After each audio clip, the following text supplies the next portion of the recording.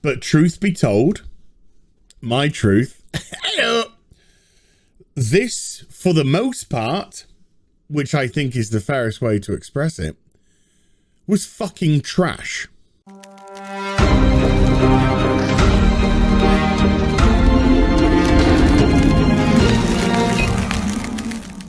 All right. Hey, what's up, everyone? Jasper Gonzo here. Another episode of What's Next, your daily dose. Happy Wednesday. Okay. This has been going around for a few days now, and I'm just catching on to this, so my apologies for getting in late. There is a new actress to the Star Wars legacy, legend, what have you. I never heard of this person. Then again, I'm not the biggest Star Wars fan, so I will clearly admit to that, and I would let those who are more experienced in the Star Wars realm, Star Wars legacy, speak to that. But catching this over the last day or two, I had to jump in with my thoughts in regards to this. Moses Ingram. She is the newest actress to Star Wars. But, of course, the fans, the real Star Wars fans, are not too happy with her because, of course, they seem to think she is a diversity hire. Well, from everything that I've read over the last day or so. Yeah. But she is saying she is receiving abuse because she's black. Wow. We'll talk about abuse. Let's take a look. This comes out of Bounding into Comics. Star Wars makes bizarre late-night tweet about racism and Obi-Wan Kenobi actress Moses Ingram. Yes, the newest series, Kenobi, that is on Disney+.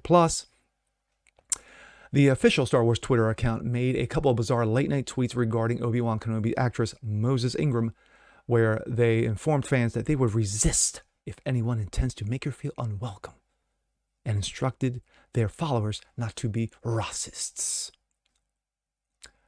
A pair of tweets came in after Ingram recently did an interview with the British outlet The Independent, where she revealed that Lucasfilm trained her to deal with racism online abuse towards her simply because of playing the Inquisitor Reva in the Obi-Wan Kenobi Disney Plus show.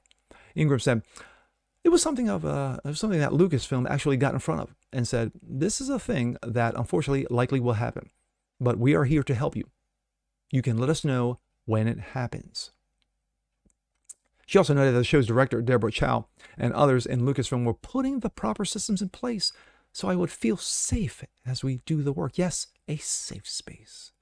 Of course, there are always pockets of hate, she added, but I have no problem with the block button. Now, the official Star Wars account tweeted, we are proud to welcome Moses Ingram to the Star Wars family and excited for the Reva story to unfold. Yes, the made-up Reva story, which has zero canon in the Star Wars universe, but who cares? If anyone intends to make her feel in any way unwelcome, we have only one thing to say. We resist. Yes, fight the power. And subsequently tweeted, they added, there are more than 20 million sentient species in a Star Wars galaxy. Don't choose to be a racist. Ironically, Lucasfilm and Star Wars have actually endorsed racist behavior and continue to employ racists. Notably, Christina Ariel, who hosted Star Wars Celebration over the weekend, made it very clear she's racist in dozens of tweets over the past 2 years. In March of 2020, white people, effing stop it. Your racism won't save you. Your ignorance is not an excuse. May of 2020, white conservatives, please stop invoking your racism like you give a shit. You don't. You just want to be able to say, what about when someone calls out 45 and is blatant racism, of course, referring to 45 as former President Donald Trump. June of 2020, just a reminder that white women are complicit in upholding and enforcing the white supremes. Yes. Star Wars would endorse Ariel's racism, writing on Twitter, our Star Wars community is one of hope and inclusivity. Yes, diversity, inclusion. We do not stand for bullying and racism. We support Christina Ariel. Yes, even though she was being racist herself, Star Wars says, Disney would say, yes, we support the racism. Not only does a Star Wars employee endorse racist individuals, but when it comes to promote The Force Awakens in China, the company intentionally minimized actor John Boyega, who played Finn on the poster made for China. YouTuber Neurotic, and that would be Gary Bigler, replied to Star Wars' most recent tweets showing a side-by-side of Chinese poster and the one for the US. He wrote, "Look for a lot of these to be dropped, hypocrites." And as you can clearly see, the US versus China, because you got to make sure you get those Chi-Com dollars. I want to do a quick one because I just want to jump to this real quick, and this is out of Data Racer, his Twitter account, and this is in regards to Gina Carano. Yes, the same Gina Carano who was on The Mandalorian, the star of The Mandalorian, who was fired from The Mandalorian from Disney because she decided not to group think. She decided to be an individual. She decided to not to fit the narrative. She did wrong speak. I could keep going, but you get the gist. This Moses Ingram, like I said, I didn't know her from A Hole in the Ground or from Sliced Bread, says, "I've been abused with racist tweets." But yet, the same Gina Carano, again, who was fired from Disney because she didn't fit the narrative, was getting abused on Twitter by multiple people, multiple times, in the most egregious and offensive ways, but yet that's okay because she spoke out as an individual. My, the hypocrisy. You gotta love the hypocrisy out of Star Wars Disney. But then again, no surprise. Disney, sadly, has had a history of being woke over the last 3 to 5 years. And of course, their support for the groomers is out there for everyone to see. And yet to this day, they still support the groomers, you know, teaching the alphabet agenda to little 3, 4, 5-year-olds. You're little tykes. But who cares? It's about freedom. It's about being progressive.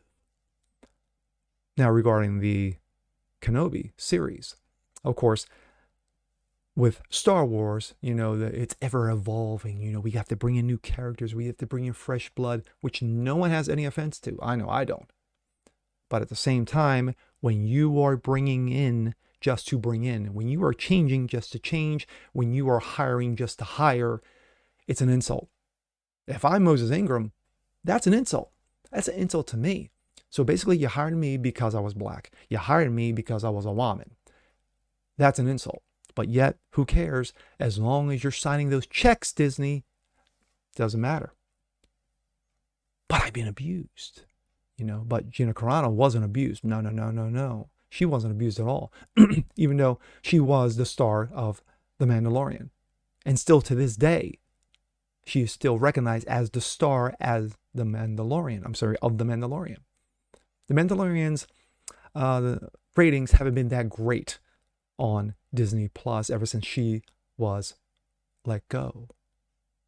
But what do I know? I'm not that big of a Star Wars fan, and yeah.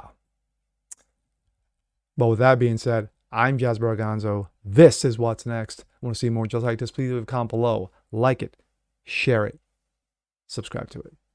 And we'll see you guys on the next one. Peace.